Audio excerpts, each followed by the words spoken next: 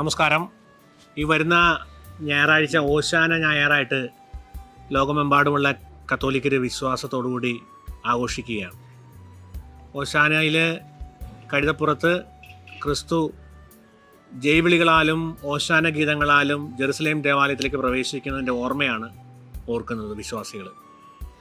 ഈ ജെറുസലേം ദേവാലയത്തിൽ പ്രവേശിച്ച ശേഷം ഈ ചങ്ങാതി ചെയ്യുന്നൊരു കാര്യമുണ്ട്.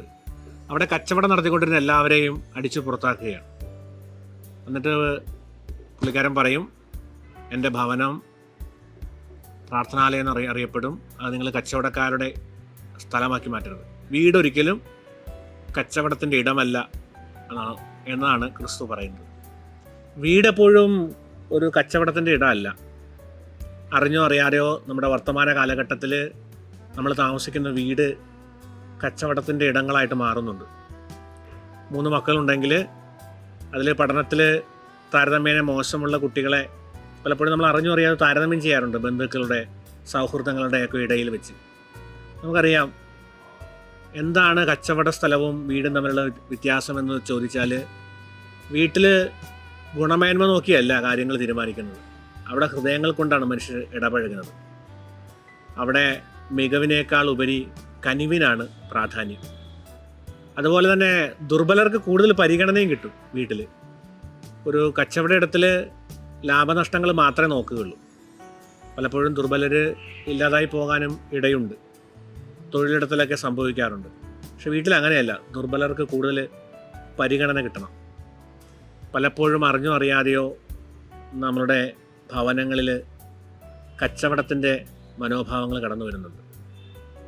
സ്കൂളിലൊക്കെ ആയിരിക്കുമ്പോൾ ചില കുഞ്ഞുങ്ങൾ പറയും, പഠിക്കാൻ മോശമാണ് അച്ഛാ, ചേട്ടനും അനിയനും നന്നായിട്ടൊക്കെ പഠിക്കും, അല്ലെ ചേട്ടന്മാർ രണ്ടുപേരും നന്നായിട്ട് പഠിക്കും. എന്തുകൊണ്ടാണ് മോൻ അങ്ങനെ പറയുന്നത് വെച്ചാൽ ചോദിച്ചെന്ന് ചോദിച്ചാൽ ആ കുഞ്ഞു പറയും, അപ്പായോ അമ്മായോ ഒക്കെ പറയാറുണ്ടത്, ബന്ധുക്കളോടും അപ്പാപ്പനോടും അമ്മാമ്മയോടും ഒക്കെ പറയാറുണ്ട്. ആർക്കാണ് നമ്മളെ കൃത്യമായിട്ട് വിലയിരുത്താൻ പറ്റുന്നത്? പലപ്പോഴും നമ്മൾ കുഞ്ഞുങ്ങളുടെ മികവുകൾ കൊണ്ട് അങ്ങനെ നമ്മൾ പലപ്പോഴും വിലയിരുത്താറുണ്ട്. അതുപോലെ ദുർബലർക്ക് ഇടം കിട്ടാതെ വരുന്നുണ്ട്. വൃദ്ധർ, വേഗത കുറഞ്ഞ മനുഷ്യർ, അവർക്കൊക്കെ കൂടുതൽ പരിഗണന വേണം. കിടപ്പ് രോഗിയായ ഒരാൾ നീ മരുന്ന് മേടിച്ചില്ലേ എന്ന് ചോദിച്ച് കലഹിക്കുന്ന ഒരവസ്ഥ വീട്ടിൽ നമ്മൾ ഉണ്ടാക്കരുത്.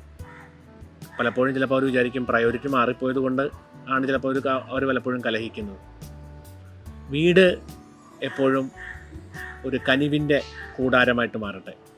അവിടെ നിങ്ങൾ പൊട്ടിത്തെറിക്കുകയും ഉല്ലസിക്കുകയും ആർപ്പ് വിളിക്കുകയും കരഘോഷം മുഴക്കുകയും കണ്ണീരോടുകൂടി ഉച്ചത്തിൽ കരയുകയും ചിരിക്കുകയും ഒക്കെ ചെയ്യട്ടെ. കാരണം അത് കനിവിൻ്റെ കൂടാരമാണ്.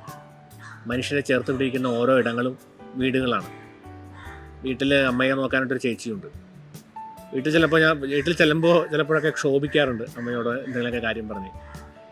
അപ്പോൾ ആ ചേച്ചി അമ്മയോട് പറയാറുണ്ടെന്ന് പറഞ്ഞു, അച്ഛനിങ്ങനെ ഒത്തിരി ക്ഷോഭിക്കുന്ന ആളാണോ? പുറത്ത് വളരെ ശാന്തമായിട്ടാണല്ലോ പെരുമാറുന്നത്. വീട് എന്ന് പറഞ്ഞാൽ നമ്മളായിട്ട് തന്നെ കാണുന്നൊരിടാണല്ലോ.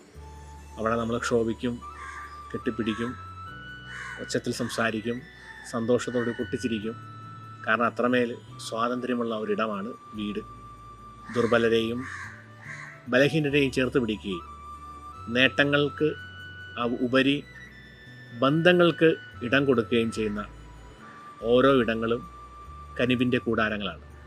ക്രിസ്തു ഇന്ന് നമ്മളെ വീടുകൾ നോക്കി കലഹിക്കുമോ?